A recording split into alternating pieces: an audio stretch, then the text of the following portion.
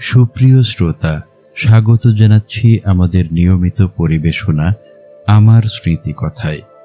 আজ আপনারা শুনতে চলেছেন কিশোর চোখে ঘোড়দৌড় ও লাঠি খেলা। তো চলুন শুরু করা যাক। ইংরেজি 1929 সালের 31শে মার্চ 7ই চৈত্র বৃহস্পতিবারে আমার জন্ম। বাংলা সেটা ঠিক কত সাল ছিল তা আমি হিসাব করে দেখিনি, তবে সম্ভবত সেটা 1335 সাল হবে। আমার পিতামাতা কেউই শিক্ষিত তো ছিলই না, বরং তাদের কারোরই অক্ষর জ্ঞান পর্যন্তও ছিল না। বাপজানকে আমরাই শেষের দিকে অর্থাৎ 1940 সালের পরের দিকে তার নাম সই করতে শিখিয়েছিলাম, এবং তারপর থেকে যখন দরকার পড়ত তখন তিনি শুধু জুরান প্রামাণিক লিখে তার নাম সই করতে পারতেন। আমার পিতার নাম ছিল মোহাম্মদ জুরান উদ্দিন প্রামাণিক। যা হোক, নিরক্ষর হলেও তাঁরা এটা মনে রেখেছিলেন যে আমার জন্ম তারিখটি ছিল 7ই চৈত্র এবং দিনটা ছিল বৃহস্পতিবার।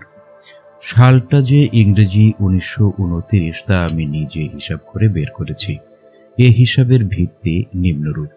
আমি যখন গ্রামের নিম্ন প্রাইমারি পাঠশালায় 2য় শ্রেণী পর্যন্ত পড়া শেষ করে বেড়া এমই স্কুল অর্থাৎ মিডল ইংলিশ স্কুলে, বর্তমানে যেটা বেড়া উচ্চ বিদ্যালয়, ভর্তি হতে যাই, তখন আমার পাঠশালার শিক্ষক সাহেব আমাকে একটা সার্টিফিকেট দিয়েছিলেন। যে সময়ের কথা বলছি সেটা ছিল 1937 সালের শেষ দিকের কথা। তখন জোরদহ গ্রামের সেই নিম্ন প্রাইমারি পাঠশালাটিও ছিল আমাদের কাছারি বা বৈঠকখানা ঘরেই, আর যিনি প্রধান ও একমাত্র শিক্ষক তিনিও আমাদের বাড়িতেই জায়গির থাকতেন। সার্টিফিকেটটা তিনি কাছারি ঘরে বসেই লিখলেন, এবং বয়স লিখবার সময় বেশ ভালো মনে আছে বাপজান সামনেই বসেছিলেন। দুজনে এমনভাবে হিসেব করলেন যাতে ম্যাট্রিকুলেশন পাশের সময় আমার বয়স হয় ঠিক 15 বছর। সেই সময়ে তারা এটাও বলেছিলেন, আমার মনে আছে যে আমার সার্টিফিকেটের বয়স আমার আসল বয়সের ঠিক 2 বছর কম থাকলো। এ থেকেই আমার ম্যাট্রিকের সার্টিফিকেটে উল্লেখিত বয়স থেকে হিসেব করলে দেখা যায় যে আমার জন্মসালটি ছিল ইংরেজি 1929 সাল। তারিখ এবং বার আগেই বলেছি, 7ই চৈত্র এবং বৃহস্পতিবার। যদিও সোনার বা রূপার চামচ মুখে নিয়ে আমার জন্ম হয়নি, তবুও আমি ছিলাম আমার পিতামাতার তো বটেই, আত্মীয় স্বজনেরও বহু আকাঙ্ক্ষিত পুত্র সন্তান। আমি ছিলাম আমার পিতামাতা উভয়েরই দ্বিতীয় পক্ষের দ্বিতীয় সন্তান। আমার পিতার প্রথমা স্ত্রী এবং আমার প্রথম পক্ষের মা মারা যাওয়ার পর আমার পিতা আমার মাকে বিয়ে করেন। মাও তার প্রথম স্বামী মারা যাওয়ার পর আমার পিতার সাথে বিবাহিতা হয়েছিলেন। আমার মায়ের সেই প্রথম স্বামীর ঔরসজাত আমার এক ভাই আছেন আমাইকোলা গ্রামে, যেখানে তার বাড়ি। তার নাম আব্দুল গফুর। মা সেখানে কিছু সম্পত্তিও পাবেন, প্রায় 2 বিঘার মতো। অবশ্য সে সম্পত্তি এখন আর অবশিষ্ট আছে বলে মনে হয় না। গফুর ভাই সবই প্রায় বিক্রি করে শেষ করে ফেলেছেন। আমার পিতার প্রথমা স্ত্রীর গর্ভে আমার 4 বোন ও 1 ভাই জন্মেছিল। দ্বিতীয় বোন অতি সুন্দরী বলে তার নাম রাখা হয়েছিল বুলবুল, সংক্ষেপে বুলু। মজার ব্যাপার এই যে এই বুলবুল নামটি আমার জীবনের অনেক স্মৃতির সঙ্গে বিজড়িত হয়ে আছে। আমার এই বোনের বিয়ে হয়েছিল বেড়া সান্নালপাড়ার উমেদ সর্দারের একমাত্র ছেলে কোবাদ আলী, পরবর্তীকালে কোবাদ প্রামাণিকের সঙ্গে। কিন্তু সন্তানাদি জন্মিবার আগেই আমার সে বোন মারা গিয়েছিল। তারই কিছুদিন পর আমার প্রথম পক্ষের সে ভাইটিও মারা যায় প্রায় 12 বছর বয়সের সময়, এবং এরই 2-1 বছর পরে আমার প্রথম মাও মারা যান।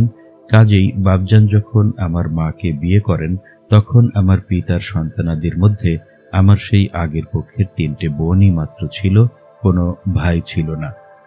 আমার পিতার সংসারে আসার পর আমার মায়ের গর্ভে আমার একটি বোন জন্মগ্রহণ করে হামিদা নামে, যার সন্তান হচ্ছে এখন গোলাপ ও আলতাফ হোসেন। গ্রাম বাঙ্গাবাড়িয়া। হামিদা বোনের পর আমার যখন একটা মরা ভাই জন্মিল, তখন আমার প্রথম পক্ষের 3 বোন এবং বাপজান মা সহ অন্য সমস্ত আত্মীয় স্বজনই ধরেই নিয়েছিল যে বাপজানের আর পুত্র সন্তান হবেই না। পুত্র সন্তানের আশায় সকলেই যখন একরূপ নিরাশ হয়ে পড়েছিল, ঠিক সেই সময়েই সকলেরই, বিশেষ করে বড় বুর অর্থাৎ আমার প্রথম পক্ষের বড় বোনের অনেক মানত মানসার ফলস্বরূপই বোধহয় আমার জন্ম হয়। বাপ মা সহ সকলেই অত্যন্ত খুশি হয়েছিল, এত খুশি যে আমার জন্মের খবর সে সময়ে ঢাকায় বাড়ি করে বসবাসরত জালাল ডাক্তার, রাজা মিয়ার বাপ এবং অপুর দাদা সাহেবের বাসা পর্যন্তও গিয়েছিল। আমার জন্মের 7 দিন আগে ডাক্তার সাহেবের একটা মেয়ে হয়েছিল পান্না নামে। বড় বউ এত খুশি হয়েছিল যে মেয়েটি তার একটি ভাই হবে বলে বড় বউকে ভবিষ্যৎবাণী করেছিল, বড় বউ দুধ দিয়ে সেই মেয়েটির মুখ ধোয়ায়ে দিয়েছিল। তখনকার দিনে এরূপই নাকি রেওয়াজ ছিল, কোনো ভবিষ্যৎবাণী যদি ফলে যেত তাহলে দুধ দিয়ে তার মুখ ধোয়ায়ে দেওয়া হতো। বড় বউ আমার জন্মের পর তাই করেছিলেন। আমি আমার পিতামাতা ও আত্মীয় স্বজনের এরূপ প্রতীক্ষিত পুত্র সন্তানই ছিলাম বড় বউর বহু প্রতীক্ষিত ভাই।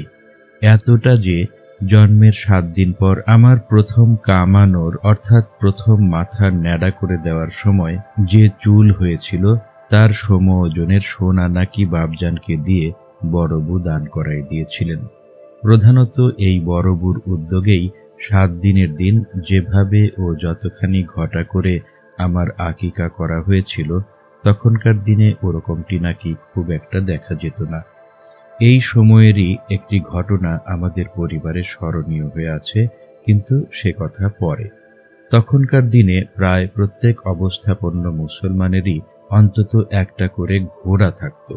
আমার পিতারও ছিল, আর এসব ঘোড়াও যেমন তেমন ঘোড়া নয়, একেবারে হরিহর ছত্রের মেলা থেকে কেনা রীতিমতো তাজি জাতের ঘোড়া। তখন ভারতের বিহারের হরিহর ছত্র নামক স্থানে এক বিখ্যাত মেলা হতো, যেখানে ঘোড়া কেনা বেচা হতো। ঘোড়া যে নিছক একটি শখের জিনিস এবং বৈষয়িক লোকেরা যে এ শখ পালন করতে পারে না, সে সম্বন্ধে একটা গল্প সে সময়ে বেশ চালু ছিল।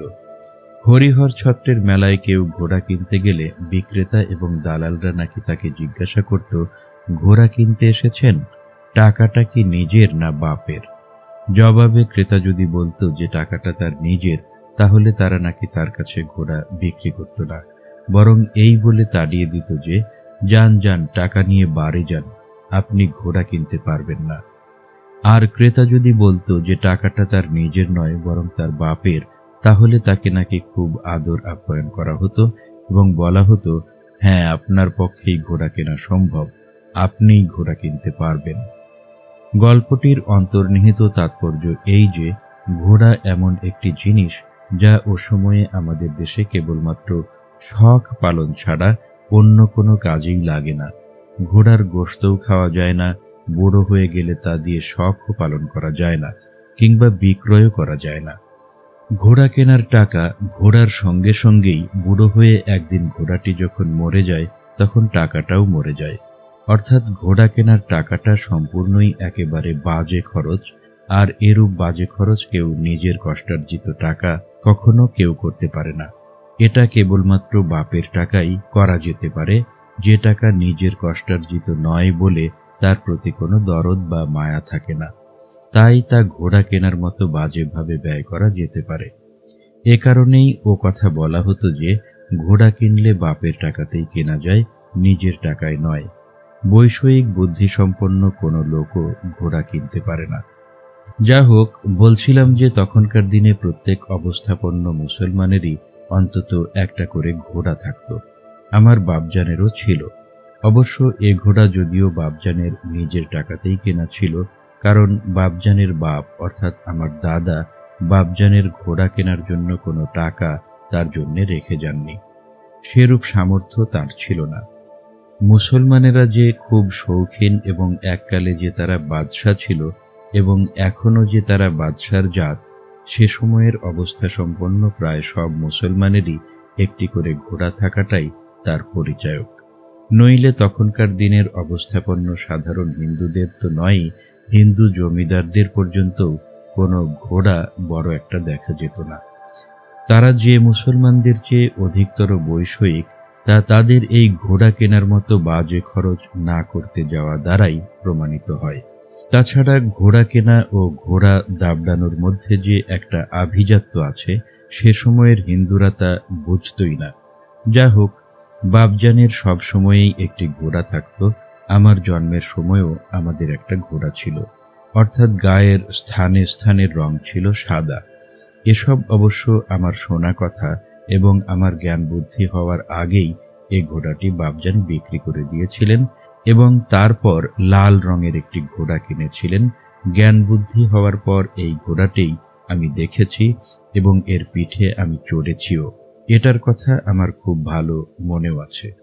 তখনকার দিনে আরও একটা জিনিস অভিজাত মুসলমানদের মধ্যে প্রচলিত ছিল, তা হচ্ছে প্রতিযোগিতামূলক ঘোড়দৌড়। দেশের বিভিন্ন স্থানে মেলা ও ঘোড়দৌড় প্রতিযোগিতা হতো। সাধারণত খরা মৌসুমে, বিশেষ করে শীতের শেষে ও বসন্তের প্রথম দিকে এইসব মেলাও বসত, এবং অনেক প্রকার খেলার মধ্যে এই ঘোড়দৌড় প্রতিযোগিতাও অনুষ্ঠিত হতো। এরকমেরই একটা মেলা ও ঘোড়দৌড়ের স্থান ছিল হাতিগাড়ার ঈদের মাঠ। এখন, অর্থাৎ আজ এই 1992 সালের 6 অক্টোবর তারিখে, যেখানে বেড়া কোর্ট ও থানা পরিষদ ভবন, তার অনেকখানি পূর্বে রাস্তার উত্তরে ছিল হাতিগাড়া ঈদের মাঠ। মাঠের মধ্যে বেশ কয়েকটা বড় বড় আম গাছ ছিল। তখন ওই ঈদের মাঠ থেকে হাতিগাড়া গোরস্থান পর্যন্ত কোনো বাড়ি ছিল না। থানা কোর্ট বা থানা পরিষদ ভবন তো ছিলই না। তাছাড়া সংলগ্ন রোডটাও জমির সমতল থেকে সামান্য উঁচু ছিল। এখনকার মতো এত উঁচু ছিল না, পাকা তো ছিলই না।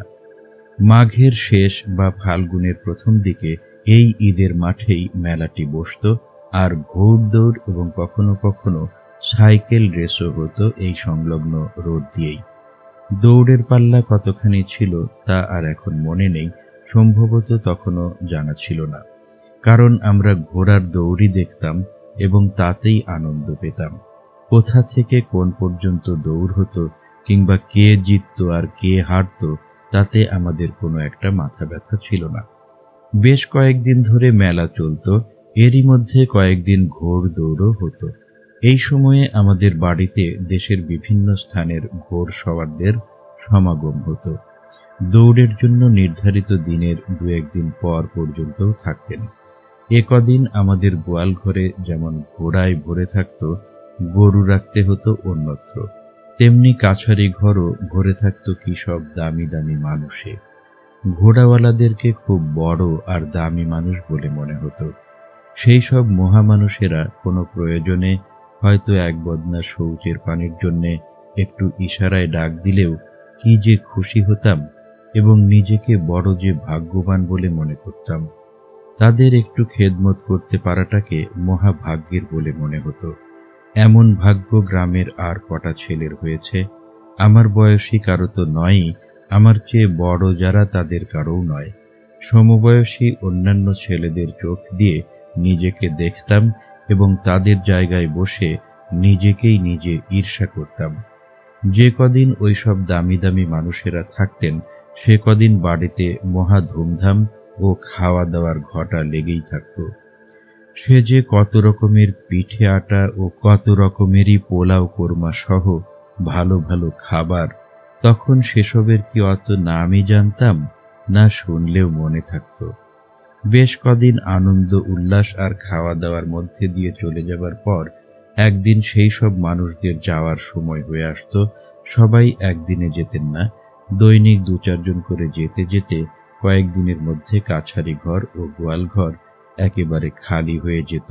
গরুগুলো আবার গোয়ালে আনা হতো। কয়েকদিন থাকার ফলে এইসব মানুষদের কারো কারো সঙ্গে কেমন যেন একটা সম্পর্ক গড়ে উঠত। বুঝতাম না সেটা কি, কিন্তু তিনি বা তাঁরা যখন চলে যেতেন, তখন মনের মধ্যে কেমন যেন একটা ব্যথা ব্যথা বা কি যেন হারাই হারাই ভাব অনুভব করতাম, যা অবশ্য তিনি বা তারা চলে যাবার পর 2-4 দিনের মধ্যেই আর থাকতো না, সব ভুলে যেতাম। এমন কোনো এক মেলার সময় একবার আমাদের বাড়িতে একটা হাতি এসেছিল। সেবারও প্রায় 10-12টা ঘোড়া আগেই এসেছিল, এবং তাদের সওয়ার সেই দামি দামি ও বড় বড় মানুষগুলোও। এরই মধ্যে সেদিন সম্ভবত বিকালের দিকে হাতিটাও এলো। বিরাট বড় হাতি, আর তার ঘাড়ের উপর বসা সেই মানুষটা, যার হাতে কেমন যেন মাছ মারা আঁকড়ার মতো একটা অস্ত্র। ঘোড়া যারা দাবড়ায় তারাই কত বড় ও দামি মানুষ, আর এই হাতিকে চালায় যে সে আরো কত দামি ও বড় মানুষ তার তো ঠিকই নেই। হাতি দেখে তো তাজ্জব হলামই, হাতির চালক সেই ছেলেটাকে দেখে আরো তাজ্জব হয়েছিলাম। সে কি মানুষ না অতি মানুষ? অবশ্য অতি মানুষ বলতে যা বোঝায় তা তখন ঠিক না বুঝলেও এটা বুঝেছিলাম যে সে অন্তত ঘোড়া যারা দাবড়ায় তাদের চেয়ে অবশ্যই দামি ও বড় মানুষ। পরে অবশ্য জেনেছিলাম যে আসলে হাতিটা যে চালায় সে হাতির মালিক নয়, সে হচ্ছে হাতির মালিকের চাকর মাহুত, হাতির চালক। মালিক যে সে নাকি কাছারি ঘরের মধ্যে বসে আছে, সঙ্গে হাতির মালিকও এসেছিল। তাকে উঁকি মেরে মেরে দেখলাম, কিন্তু তাকে আমার খুব একটা বিরাট কিছু বলে মনে হলো না। আমার কাছে অসাধারণ মনে হলো সেই লোকটাকে, সেই মাহুতটাকে যে হাতিটা চালায়।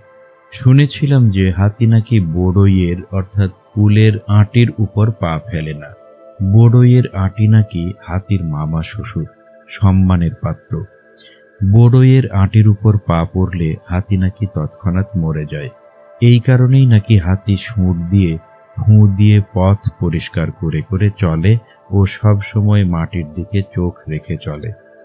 কথাটা বিশ্বাস হলো, কারণ দেখলাম যে এ হাতিটা সুর দিয়ে ফুঁ দিয়ে দিয়ে মাটি সাফ করে করেই চলছিল, আর তার ছোট ছোট চোখ দুটো সব সময় একেবারে মাটির দিকেই তাকিয়েছিল। বড়ইয়ের আঁটির কথাটা সত্যি কিনা তা পরীক্ষা করতে চেষ্টা করেছিলাম। তখন গাছে বড়ই না থাকলেও সদ্য বড়ইয়ের মৌসুম শেষ হয়ে যাওয়ায় পথে ঘাটে তার আঁটি দুষ্প্রাপ্য ছিল না। অনেকগুলি আঁটি কুড়িয়ে রাখলাম। এসব পরীক্ষা নিরীক্ষার কাজ গোপনেই করতে হয়, তাই কথাটা আর সমবয়সী কাউকেই জানালাম না। পরে হাতিটা যখন মেলায় যাওয়ার জন্য রাস্তায় বের হলো, তখন তার সাথে সাথে নিরাপদ দূরত্ব বজায় রেখে দৌড়তে দৌড়তে একটা একটা করে আঁটি হাতির পায়ের তল লক্ষ্য করে ছুঁড়ে দিতে লাগলাম।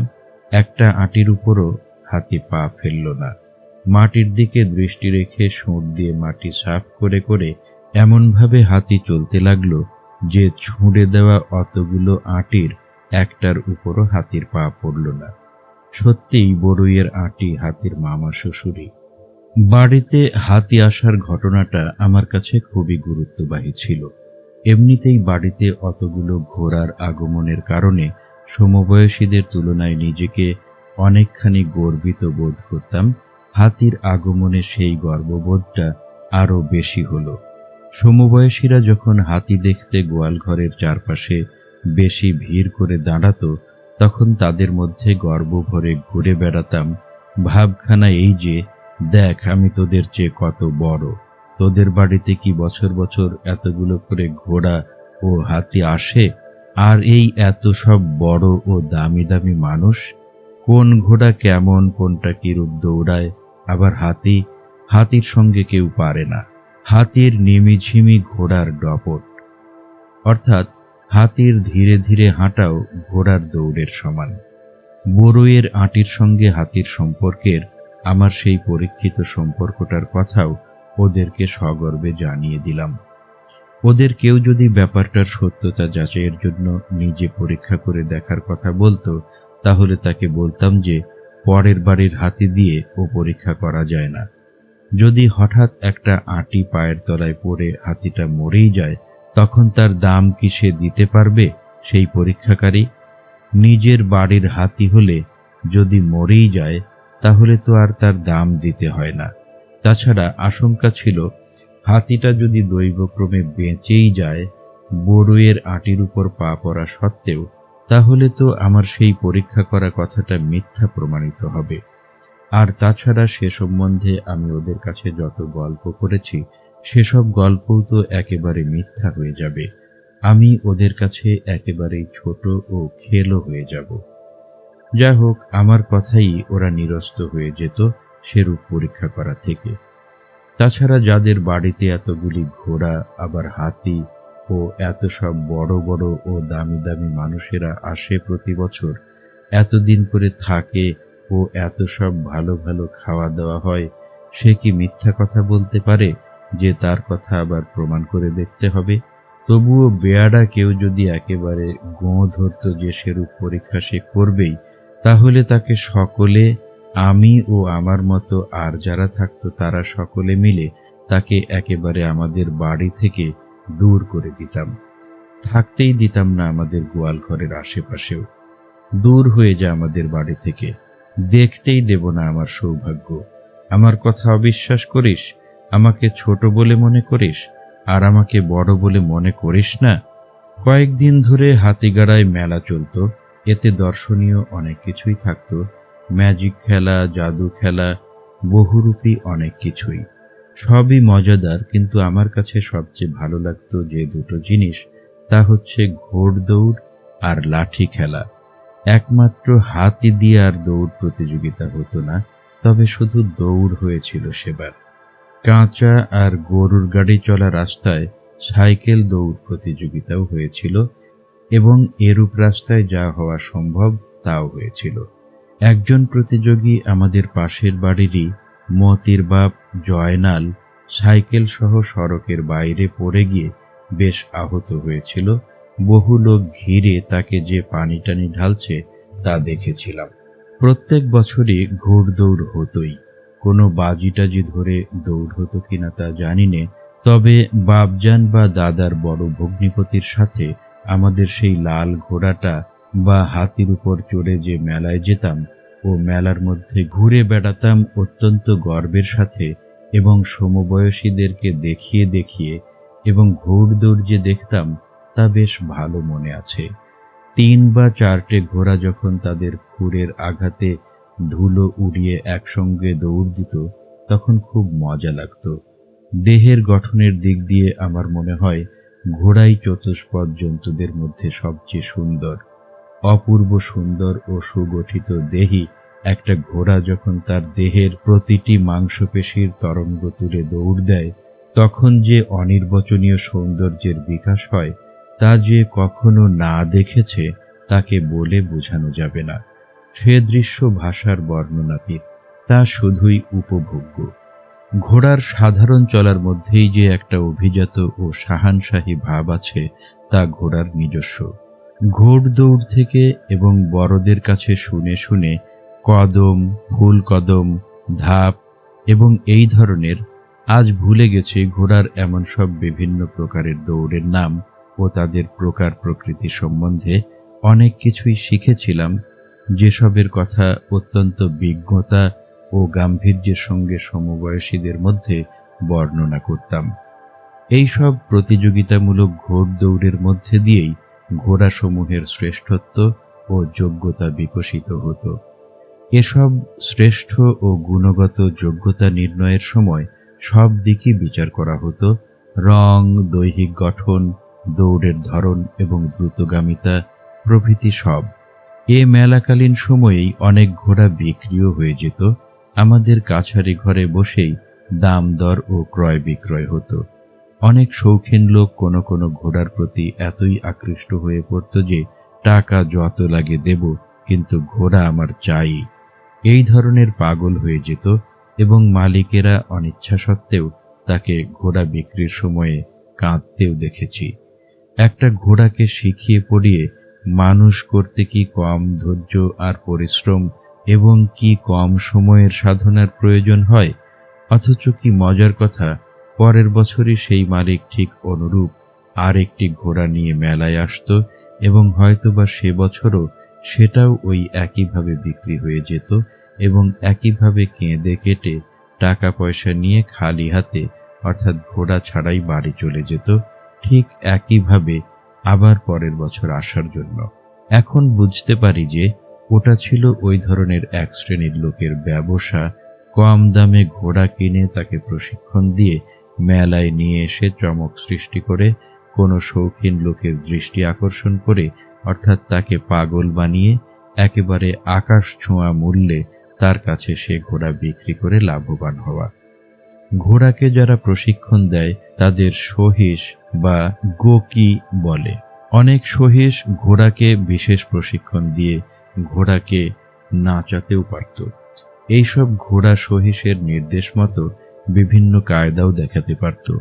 পিছনের দুপায়ের উপর ভর দিয়ে সামনের দুপা শূন্যে তুলে মানুষের দাঁড়ানোর ভঙ্গিতে দাঁড়ানো, হাঁটা, এসব খেলাও অনেক ঘোড়া দেখাতে পারত।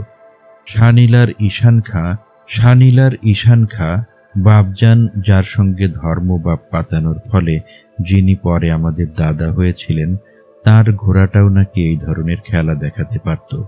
সহিসেরা বিভিন্ন ভঙ্গিতে ঘোড়া দাবড়াতেও পারত।